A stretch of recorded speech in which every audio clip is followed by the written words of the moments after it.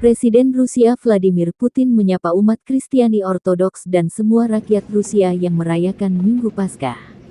Pesta-pesta ini, Paskah menyatukan orang-orang Kristiani Ortodoks dan semua orang Rusia yang merayakan Minggu Paskah di sekitar cita-cita dan nilai-nilai moral yang tinggi, menginspirasi yang terbaik dalam diri manusia, serta keyakinan akan kemenangan hidup, kebaikan, dan keadilan.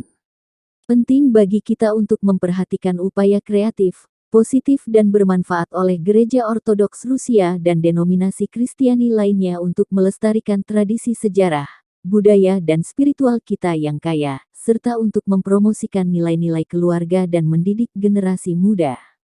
Tentu saja, organisasi-organisasi Kristiani berhak mendapatkan penghargaan khusus untuk pelayanan masyarakat dan usaha amal mereka, dan komitmen mereka untuk membantu mereka yang membutuhkan perhatian dan dukungan di masa-masa yang penuh tantangan ini, kata Putin. Perayaan Minggu Paskah umat Kristiani Ortodoks di Rusia bertepatan hari 60 operasi militer Rusia di tetangganya Ukraina.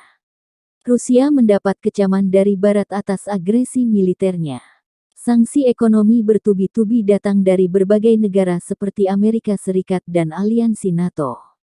Jepang, Singapura, Australia, termasuk negara yang mengkritik keras serangan militer Rusia ke Ukraina.